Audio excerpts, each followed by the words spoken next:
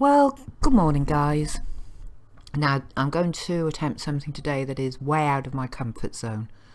So basically what I'm doing is I'm going to put this out there, and then I know that amongst my subs or anybody else who's watching this, there's going to be somebody with a left brain who can make sense of what I'm trying to sort of like work out here. Now, I came across this chap, Charles Thomas Rees-Wilson, completely by chance about, I don't know, about 9 months ago, a year ago, when I was researching something completely unconnected. He popped up in somebody's vlog. And I was initially interested because he was born in Scotland, but it was the south of Scotland, and his name is my family name on my dad's side. And in fact, my dad's name is John Wilson, the same as his father's. I mean, it doesn't look anything like any of my family, and there's a Manchester connection as well. So I was interested in that, and he was interested in the clouds. So while this guy was standing on the summit of Ben Nevis in about 1895, he was struck by the beauty of coronas and glories. Now, glories are these coloured rings, and I'll show you some things in a minute. So he decided to imitate these natural phenomena in the laboratory. So he made a cloud chamber. So he worked out that the few drops reappearing again and again each time he expanded a volume of moist, dust-free air might be the result of condensation on nuclei, possibly ions causing the residual conductivity of the atmosphere produced continuously. So later on he met some guy and they put X-rays in, and the immense increase of the rain-like condensation fitted excellently with the observation made by Thomas and McClelland immediately after Rontgen's discovery that air was made conductive by the passage of X-rays. Right, so this just goes on and on and on about how he got even more famous and better, and etc, etc, and eventually ended up getting the Nobel Prize in 1927, I think. Yeah, 90 years old when he died, this guy.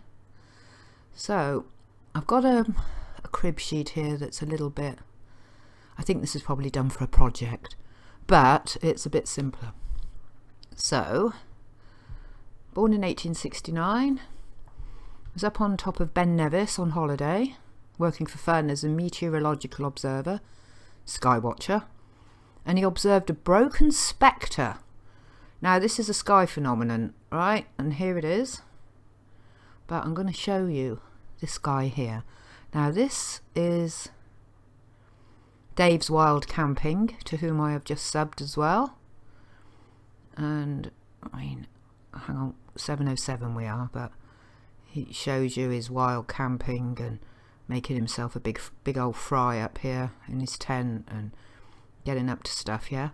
But he's filming the sky, which is absolutely beautiful, up on the top of the mountain here, and he witnesses what C.T.R.Wilson. What happens next is a rare phenomenon called the Brocken Spectre. Many conditions have to be just right for this briefest of encounters.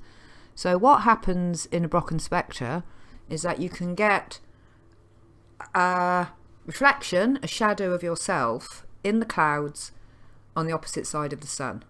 So, yeah, here we go. And here it is. So, the sun and he will be pretty much where you are, the viewer, yeah? And as he goes on, he says that you can actually see the tents on his campsite in there and people walking about. Yeah?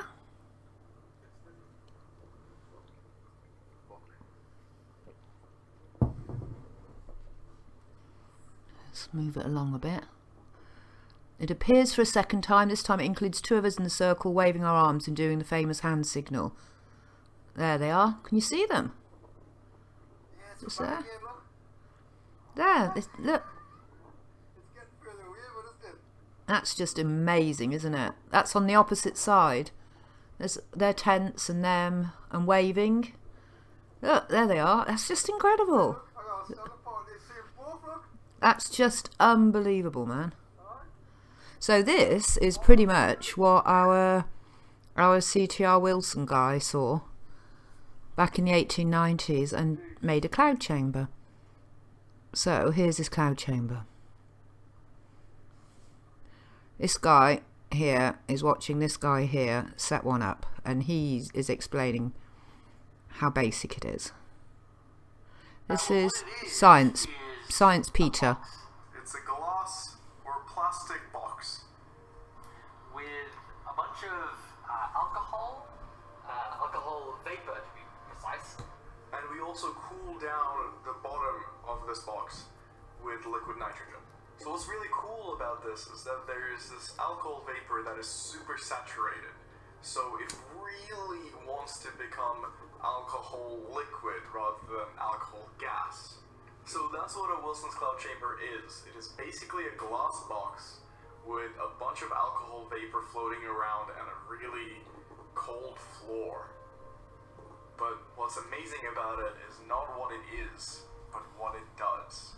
And what it does is that it allows us to see radioactivity. So that stick is a stick of thorium. And thorium is really special because it has the property of being radioactive. And those wisps of clouds that you can see are trails left behind the alpha and beta decay. So if you just look under here, you can see, right, that's how it's explained. Look at this one. We'll hit it again. He's bashing it with electrons. Look at this. Look at this. Remind you of anything? Of the sky, maybe? What I'm doing is leaving the Van de Graaff generator on and periodically removing the shorting electrode from the top See? and creating a cloud. And he pummels it here. But look at this. Look. We've seen. This is how our sky's looking, man. This is how our sky's looking, isn't it?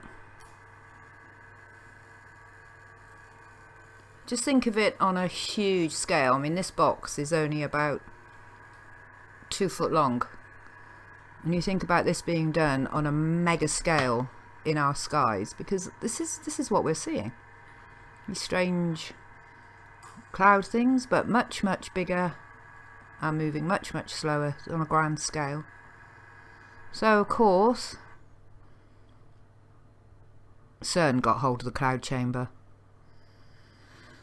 Yeah? And they tell you here about their experiments, seeing the invisible, event displays in particle physics, from cloud chambers to 3D animations. God, that sounds like the dog getting up, can you hear her?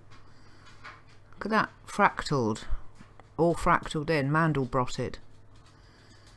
It's an artistically enhanced image.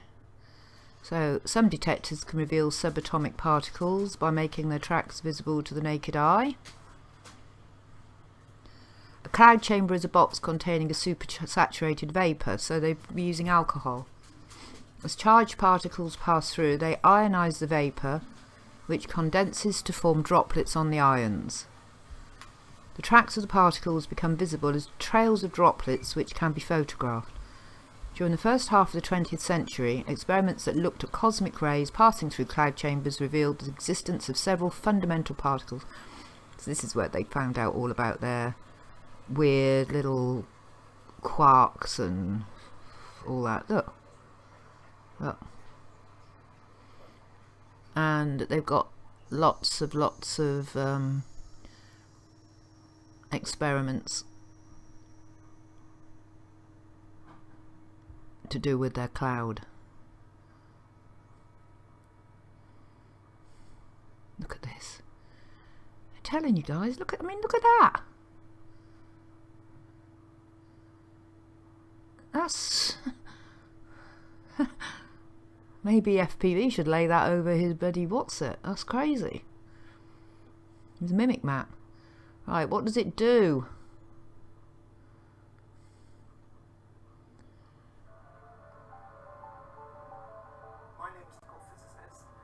cloudy climate change. they built this cloud chamber and built it. Look at his cloud chamber. Just think of the sky being a cloud chamber. We want to figure out your chamber and what You just talk, just waffle, isn't it? Just left brain bloody waffle. Anyway, I wanted to show you this last but not least. Oh god. That's there, is that their rod they're putting in? Strange clouds over CERN. So this is from 2016, I think. Oh, I did see it here earlier. Yeah, 2016. So anything unusual that happens or is rumoured to have happened at or around in the general vicinity of Geneva is often blamed on the Large Hadron Collider and CERN.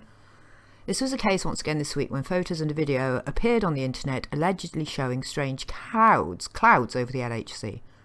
Has a portal to another dimension been made, blah blah blah. So, there they are. They were taken on June the 24th, 2016. The video says that the photos were taken on the same day as the Awake experiment was supposed to begin.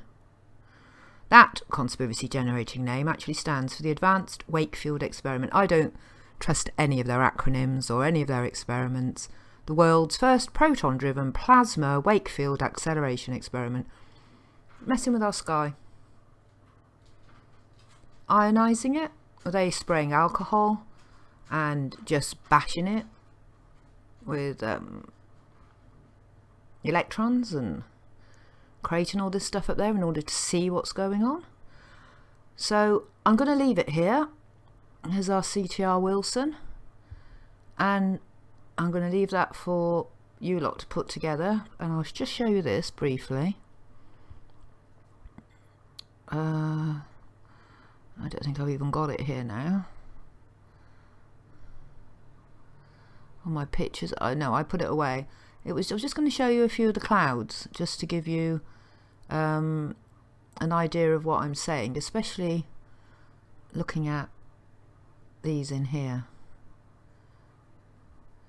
I mean, they're out in the sky today, and they're just inexplicable, aren't they? You know, what we're seeing and the shapes they're making, and just straight lines in the sky here and there. And that's exactly what this thing does. It does exactly that. Let things calm down. See? Just think of it on a humongous scale, guys. And thanks for watching.